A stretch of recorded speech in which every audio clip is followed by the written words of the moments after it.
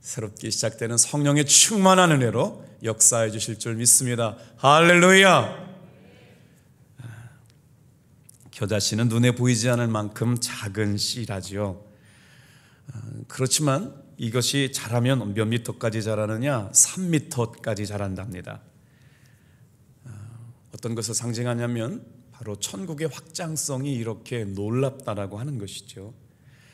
그런데 이 겨자는요 1년생과 식물입니다. 작년에 심었다고 다시 심지 않을 수가 없다는 말씀이죠. 이제 우리 교회는 3월 달부터 행축이 시작됩니다. 놀랍게도 이렇게 성장력이 대단한 이 식물이 자랄 때 이 겨자 씨에 대한 말씀들은 많이 들었는데 겨자의 열매는 여러분 무엇으로 사용되는지 혹시 들어보셨어요? 겨자의 열매는 조미료로 사용된다고 해요. 겨자 씨는 천국에 비유해서 천국의 확장성이 얼마나 놀랍고 크고 비밀한지를 말씀해 주는 비유입니다. 오늘 말씀해 보니까 천국은 마치 사람이 자기 밭에 갖다 심은 겨자씨 하나를 같다라고 말씀하세요. 이는 모든 씨보다 작은 것이로되 자란 후에는 풀보다 커서 나무가 되며 공중에 새들이 와서 그 가지에 깃들이느니라. 사랑하는 성도 여러분, 오늘 이 말씀을 가지고 씨를 뿌리러 나가는 농부는 행복합니다. 저는 아버님이 농부셨어요.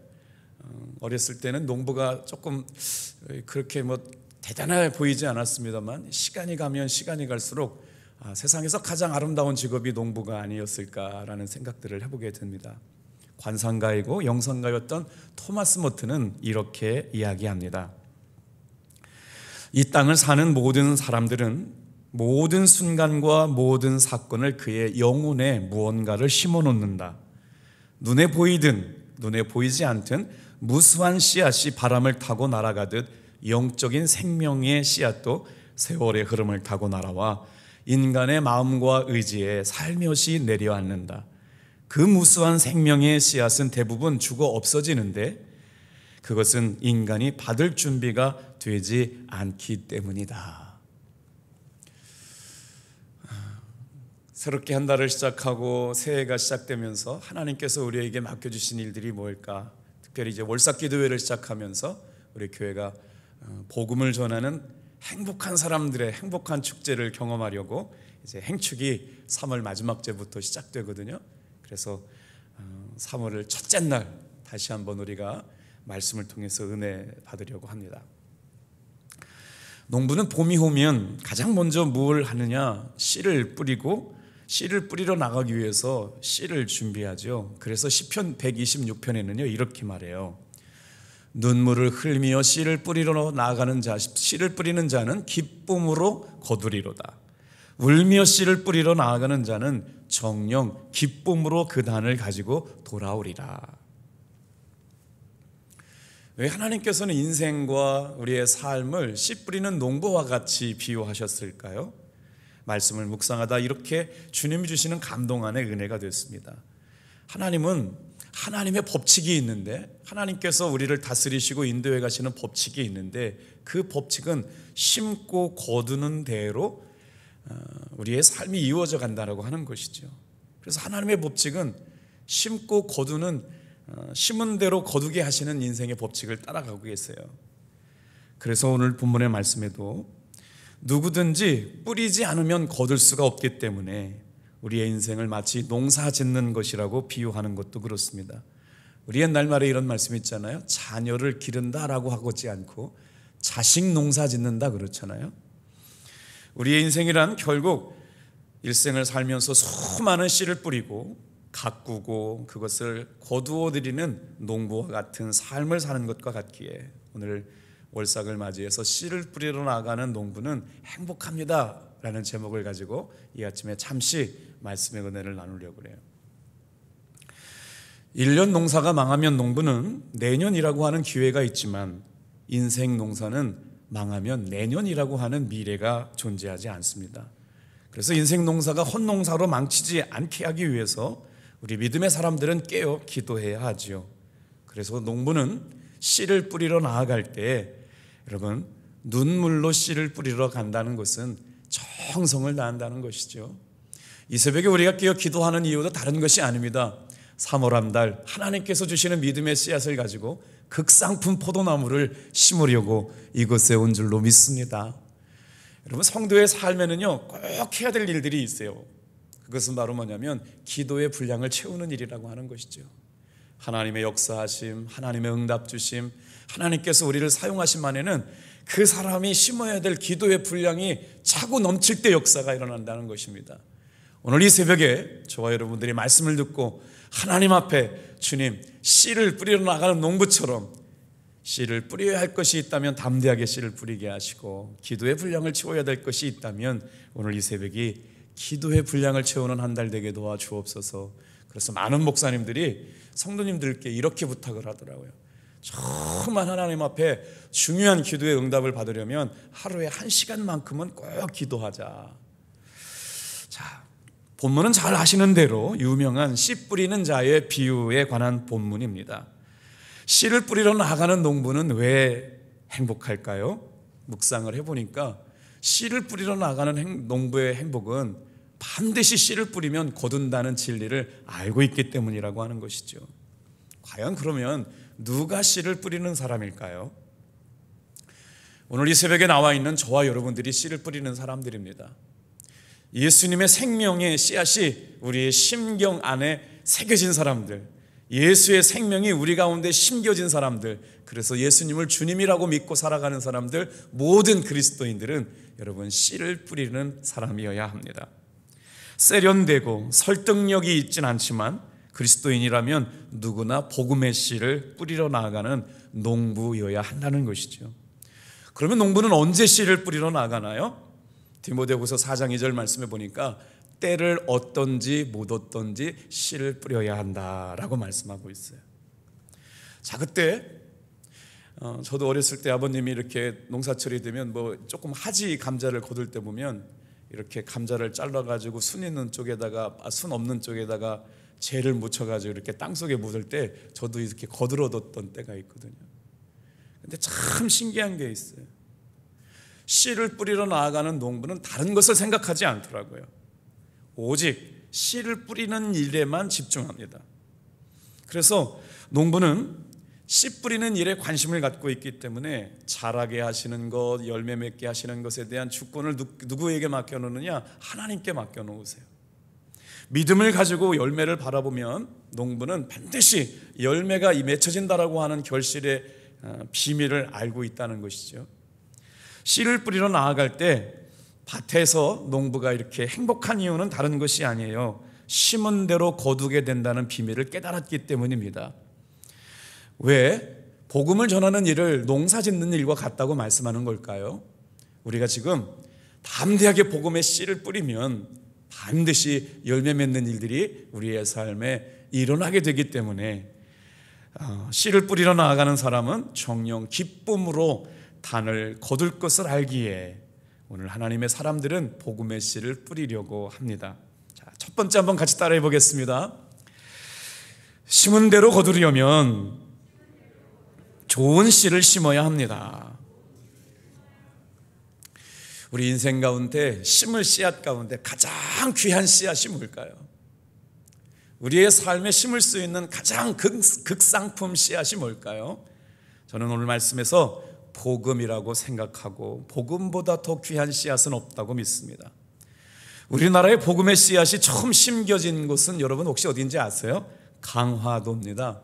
제가 오늘 말씀 준비하면서 강화도를 구글 검색해 보니까 이제 강화도 부흥회도 2번이나 가봤는데 사실은 어떤 위치에 있었는지 몰랐는데 말씀을 준비하다가 강화도에 대한민국의 복음의 씨앗이 가장 먼저 이렇게 심겨진 곳이라고 하는 것 때문에 구글 지도를 봤더니요, 강화도를 통해 가지고 이렇게 한쪽은 북한의 개성 쪽으로 들어가고요, 한쪽은 서울에 입성하기 전에 강화도를 거쳐야만 되기 때문에 대한민국의 복음이 심겨지기 위해서는 반드시 강화도를 거쳐서 들어갔더라고요. 그래서 강화도를 통해 가지고 서울 개성으로 들어가는 일들이 있었고, 그 다음에 강화도를 통해 가지고 서울로 돌아와야 되는데, 우리나라의 복음의 씨앗이 처음 심겨진 곳이 강화도라고 할 때 마치 그곳에 심겨진 복음의 씨앗은 누룩과 같이 하나님의 나라를 만들어 가는데 놀라운 이야기가 심겨져 있습니다. 강화도에 가보면요, 물도 좋고 공기도 좋아서 여러분 잘 아시는 대로 강화도는 특산품이 뭐냐면 인삼이거든요. 자, 지리적으로 좋다는 것은 그만큼 역사적으로 고난이 많았다는 것도 담고 있습니다. 강화도가 서울과 개성의 입구였기 때문에 우리 민족이 외침을 당할 때 언제나 시련의 중심에 섰던 땅이 바로 강화도라고 하는 것이죠. 설명해 드려 볼게요. 1231년 몽골과의 전투 중에서 정말 치욕의 역사가 기록됐던 것이 강화도였고, 1866년 병인 양요가 일어났던 것도 강화도였고, 1871년 신미 양요가 일어나게 됐던 것도 그곳이었고, 1875년 운양호 사건이 일어났던 것도 강화도였더라고요. 그러니까 우리나라의 복음의 씨앗이 심겨지기까지 얼마나 시련과 고난이 많았던 땅이 강화도인가. 그런데 왜 목사님 그곳에 복음의 씨앗과 무슨 연관이 있나요? 여러분, 하나님께서 대한민국을 복음화시키기 위해서 우리나라에 선교사를 보내시는데 그 선교사가 들어왔던 길목이 바로 강화도입니다. 실제로 우리 강화도 선교를 이야기하면서 감리교 선교를 이야기하지 않을 수가 없는데, 1892년에 감리교 선교회를 이끌었던 존스라고 하는 선교사님이 제물포구역 책임 담임자로 부임하면서 강화도 선교가 시작됩니다. 우리 이 당진을, 우리 감리교 교회사를 연구하는 분들이 서해안 복음벨트라고 얘기하는데, 서해안 복음벨트가 어떻게 이어지냐면요, 사실은 강화도부터 시작해가지고 인천에서 시작돼가지고 당진에 복음이 전해졌잖아요. 당진에서 복음이 전해진 것들이 또 이렇게 저 목포까지 이어져 가는 것들이 우리 감리교 역사 속에서 서해안 복음벨트의 흐름이거든요.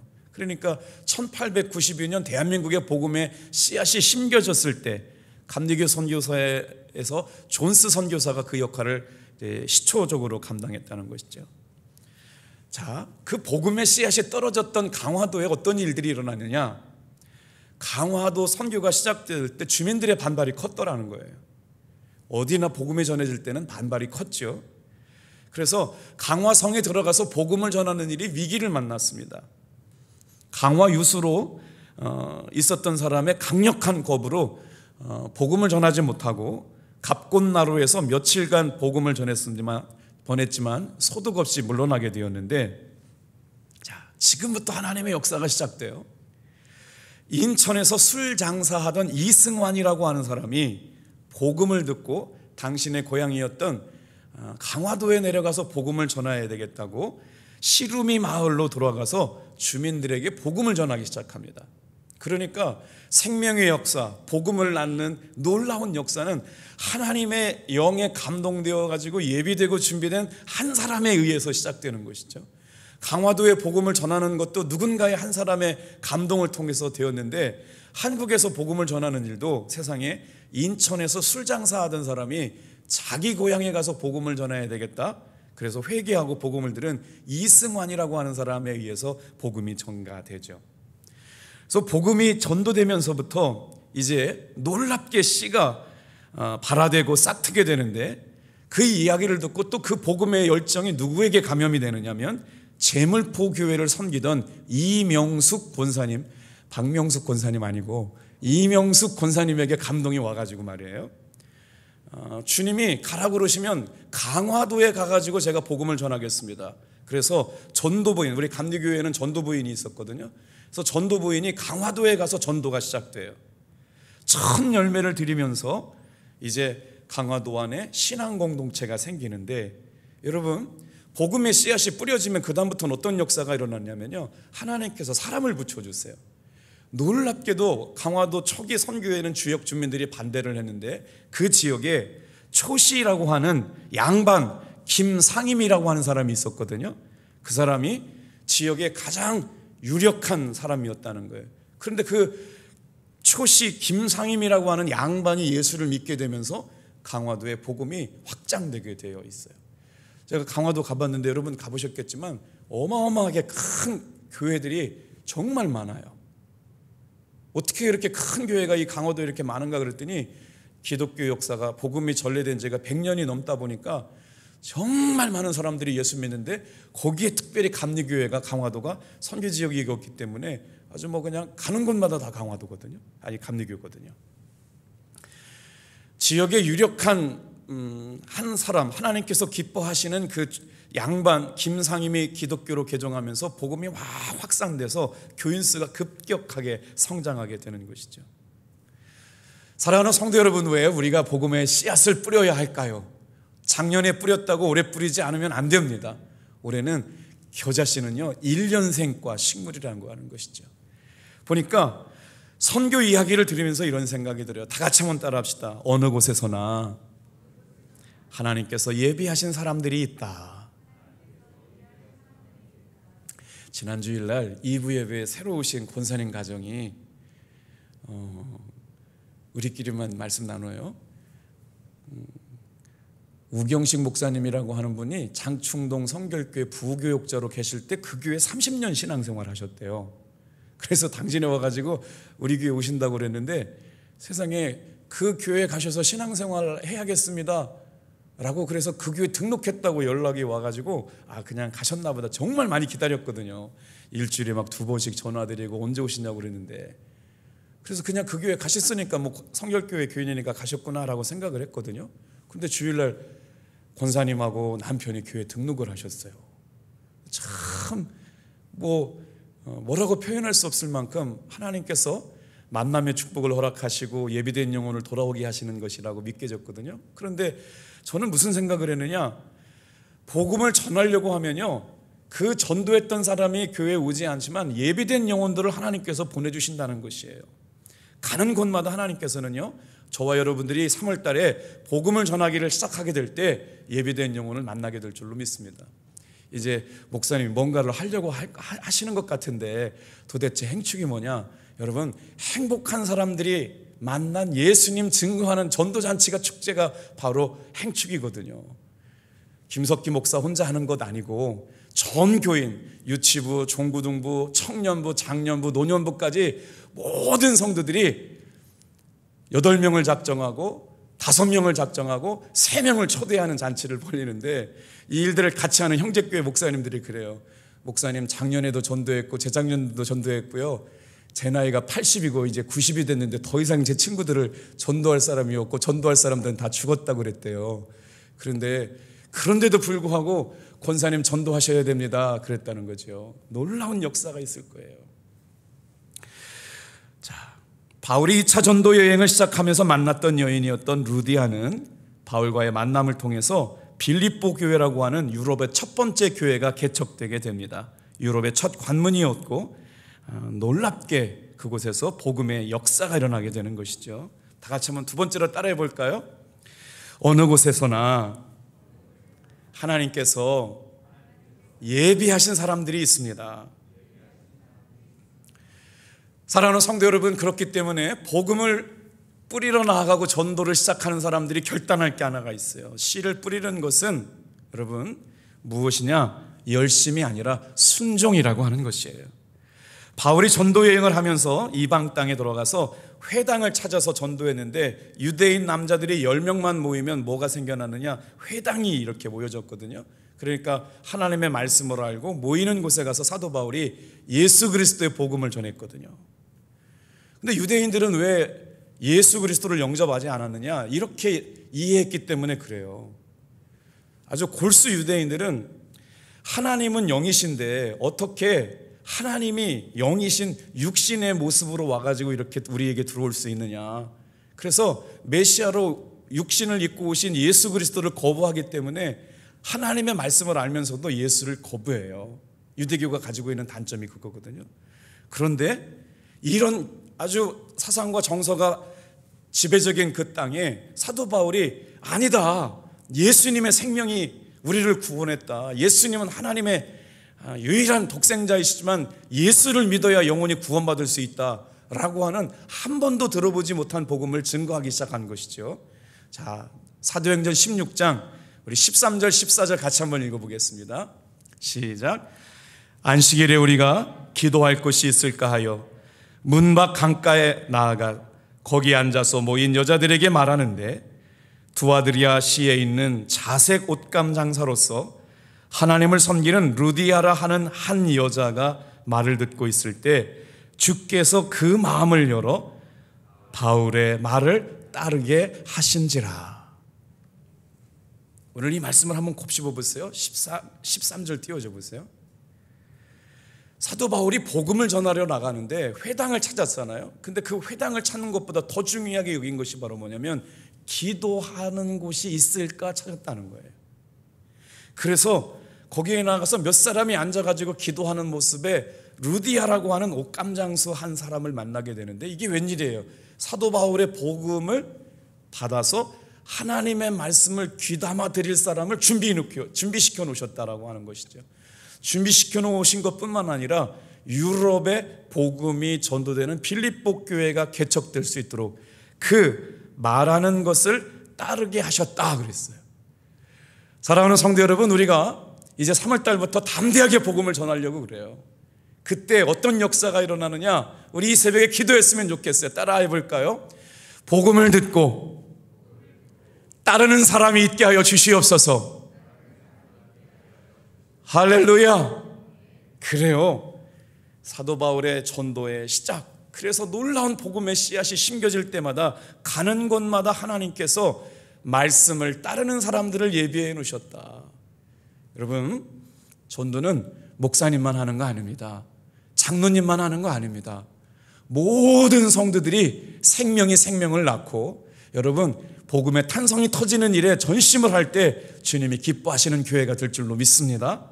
그래서 회당이 하는 곳에 아닌 곳에 기도하는 곳에 찾아가서 복음을 전하게 되었고 빌립보 교회에 수많은 영혼들이 주님께로 돌아오게 되는 역사를 허락하신 이야기. 농부가 씨를 뿌리러 나아갈 때 기쁨으로 단을 거둘 수 있는 일은 하나님께서 예비해 두신 영혼을 준비시켰기 때문에 그렇다. 정말 사랑하는 성도 여러분, 우리가 이 행축을 통해 가지고 저와 여러분의 삶에도 생명이 준비되고 예비된 영혼을 만나게 되는, 정말 기도하고 가겠는데 그곳에 준비된 영혼이 있게 되는 역사를 경험하게 될 때 살아계신 하나님을 만나게 될 줄로 믿습니다. 그래서 우리 마음속에 어떤 씨를 골라 심느냐가 대단히 중요한데 우리는 씨 중의 씨, 가장 가치가 높은 씨, 복음의 씨앗을 뿌리러 3월 한 달 동안 기도하면서 심은 대로 거두게 하신 하나님의 은혜와 사랑을 나누었으면 좋겠습니다. 자, 32절 말씀, 본문의 말씀을 보니까 모든 씨보다 작은 씨지만 자란 후에는 어떤 풀보다도 커서 큰 나무가 되어 공중의 새들이 와서 가지에 깃들었다. 세 번째 한번 마지막으로 묵상해 볼게요. 다 같이 한번 따라해 주세요. 좋은 땅에 좋은 씨를 뿌렸으면 기도해야 합니다. 오늘 우리가 지금 사도 바울 말씀도 묵상하고 마태복음 복음이 처음 뿌려졌던 것들의 말씀도 묵상하고 예수님께서 비유로 말씀하신 천국의 말씀을 묵상하고 있거든요. 그러니까 성경에 등장하고 있는 복음을 뿌리러 나가는 것, 씨를 뿌리러 나가는 것은 어디나 다 천국의 복음이 선포되는 것, 이와 관련되었다라고 하는 것이죠.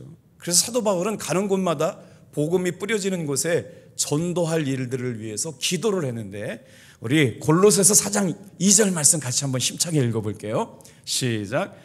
기도를 계속하고 기도에 감사함으로 깨어있으라. 또한 우리를 위하여 기도하되 하나님이 전도할 문을 우리에게 열어주사 그리스도의 비밀을 말하게 하시기를 구하라. 내가 이 일 때문에 매임을 당하였노라. 그리하면 내가 마땅히 할 말로써 이 비밀을 나타내리라. 아멘. 사랑하는 성도 여러분, 하나님께서 우리에게 천국의 비밀을 가르쳐 주시고 계시거든요.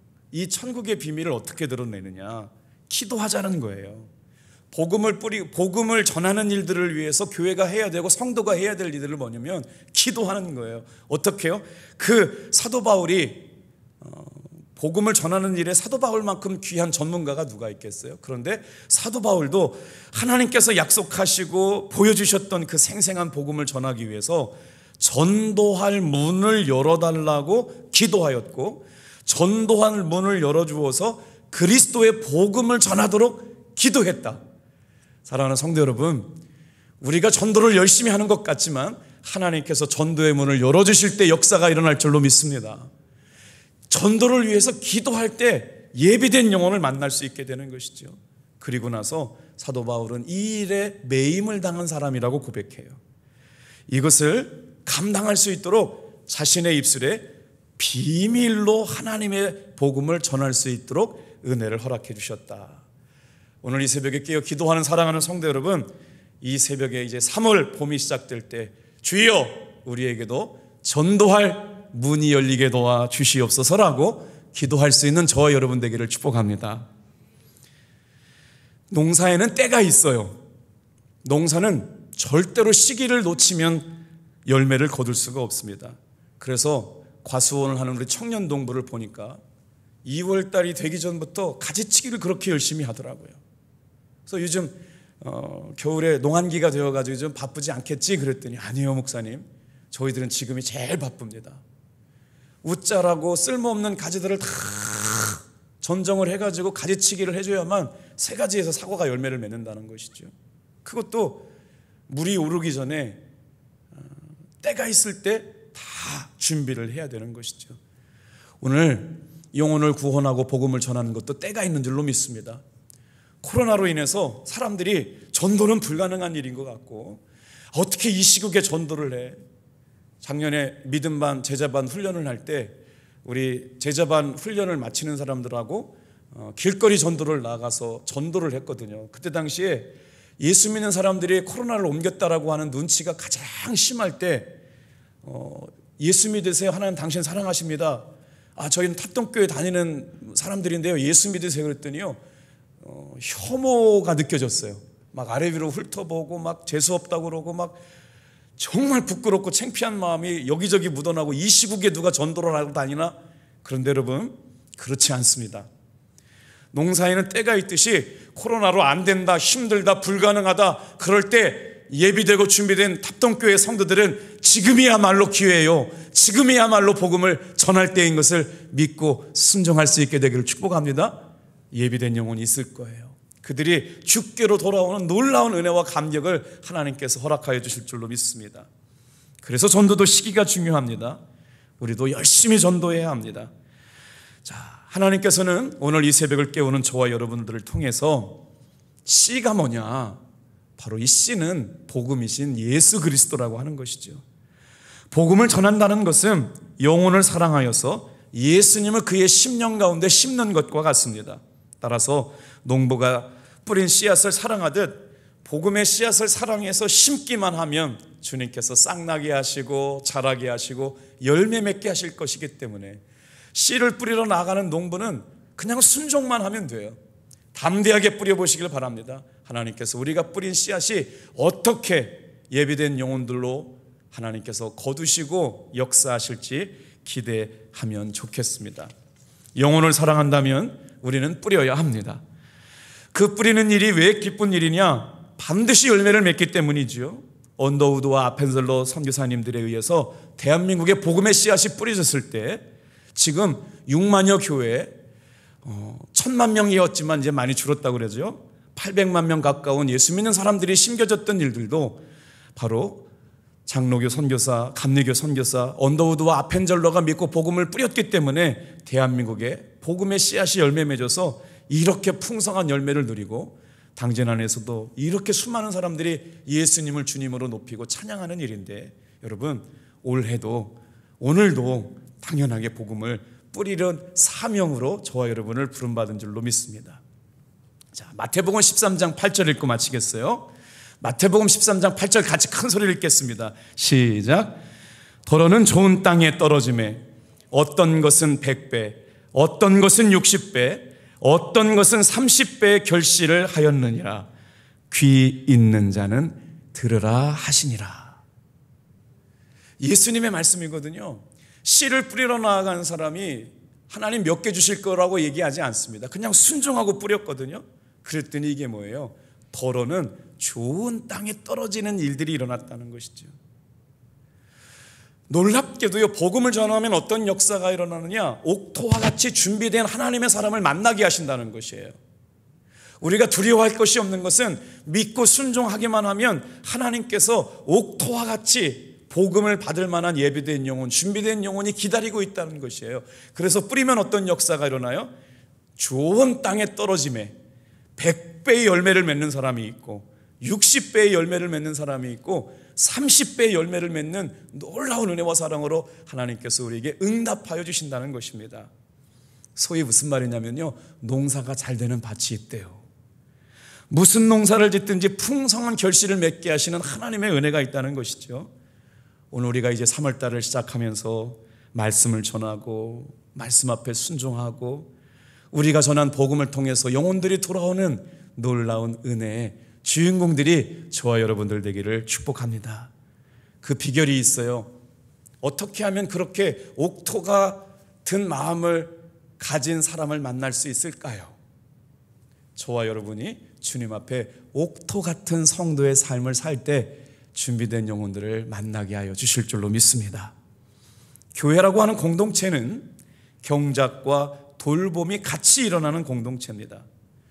밭을 경작한다라고 하는 것은 버려두거나 내버려두면 반드시 무언가가 자라게 되어 있어요.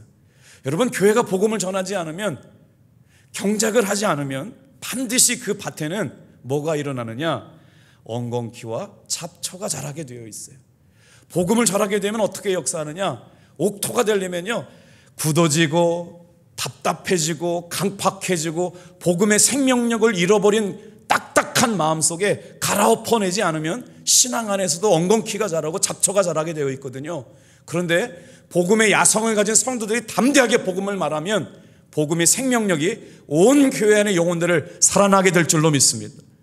복음을 전하는 것은 밭을 갈아엎는 것과 같아요. 옥토로 갈아엎는 시간과도 같아요. 이 귀한 시간들이 올 한 해 풍성하게 열매 맺기를 주님의 이름으로 축복합니다. 기도하겠습니다.